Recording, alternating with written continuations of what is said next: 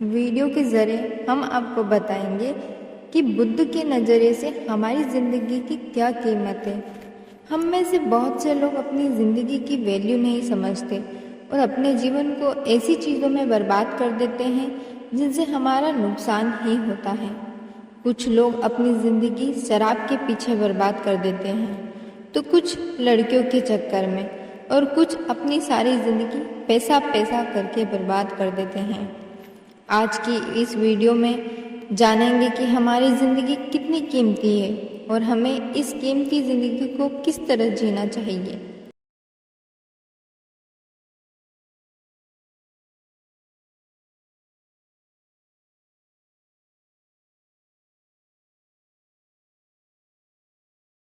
इस बार की बात है, गौतम बुद्ध अपने शिष्यों को जिंदगी से जुड़ी अच्छी बुरी चीज़ों का ज्ञान दे रहे थे। सभी शिष्य उनकी बातों को बहुत ध्यान से सुन रहे थे।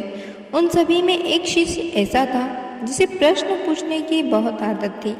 वो उठकर गौतम बुद्ध के पास गया और उनसे बोला, आप हमें जिंदगी के बारे में जो कुछ सिखा रहे हैं उस सब का क्या फ़ायदा? क्योंकि हम में से बहुत से बच्चों को तो ये भी नहीं पता कि हमारे जीवन का मूल्य क्या है और ये जीवन हमारे लिए कितना कीमती है। पहले आप हमें ये बताइए कि इस जीवन का मूल्य क्या है। अपने शिष्य की बात सुनकर गौतम बुद्ध अपने कक्ष में गए और एक चमकता हुआ पत्थर का टुकड़ा लेकर आए। वो टुकड़ा उन्होंने अपने शिष्य को दिया और बोले, मैं तुम्हें इस जीवन का मूल्य तब बताऊंगा जब तुम इस पत्थर का सही मूल्य पता लगा कर आओगे। साथ ही ये ध्यान रखना कि तुम्हें ये पत्थर का टुकड़ा किसी को बेचना नहीं है।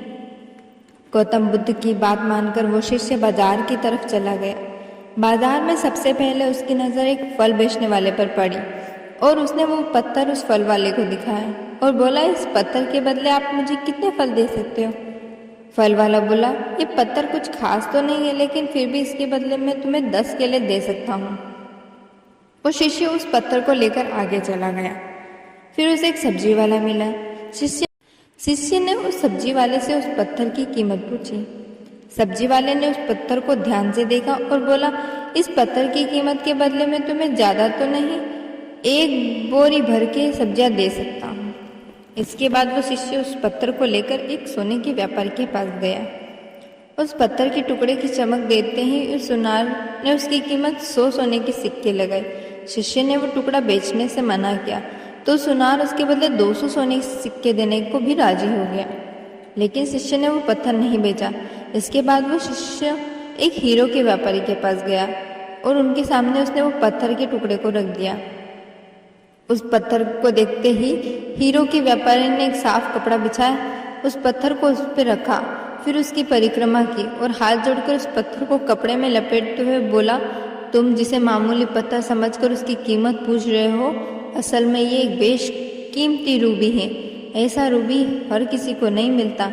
मैं अगर अपना सब कुछ भी बेच दूँ तो भी इसकी कीमत नहीं बता सकता हूँ।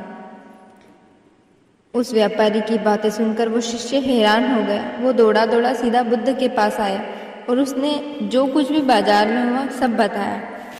उसकी अचरज भरी बातें सुनकर गौतम बुद्ध बोले, तुम्हारे सवाल का जवाब इस रूबी की कीमत में ही छिपा है। हमारा जीवन भी एक रूबी है।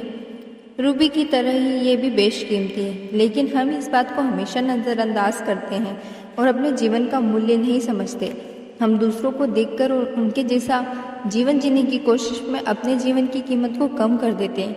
हम ये सोचते हैं कि हमारी ज़िंदगी की कीमत वही है जो दूसरे हमें बताते हैं, लेकिन ये बात हमेशा ध्यान रखना कि सामने वाला अपनी हैसियत, बुद्धि और अपनी समझ के हिसाब से तुम्हारी कीमत लगाता है। जिंदगी सिर्फ एक बार मिलती है, इसलिए इसको बर्बाद ना करें।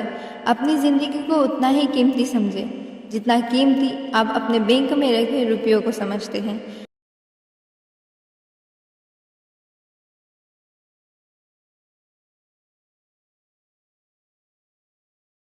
आज के समय में लोग अपनी जिंदगी से ज़्यादा कीमती प्यार, पैसा और दिखावे से भरी चीज़ों को समझते हैं।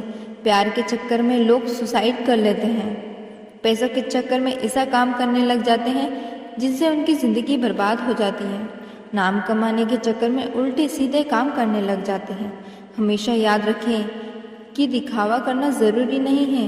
प्यार दोबारा मिल सकता है, पैसा फिर कमाया जा सकता है, लेकिन ज़िंदगी को फिर से नहीं पाया जा सकता। इसलिए अपनी इस बेशकीमती ज़िंदगी को अच्छे से जिए, हर पल का आनंद लें। कभी ये ना सोचिए कि आप इस दुनिया में किसी काम के नहीं हैं, ना कभी ये सोचिए कि आप ज़िंदगी व्यर्थ है। आपके होने या न होने से कुछ फ़र्क नहीं पड़ता।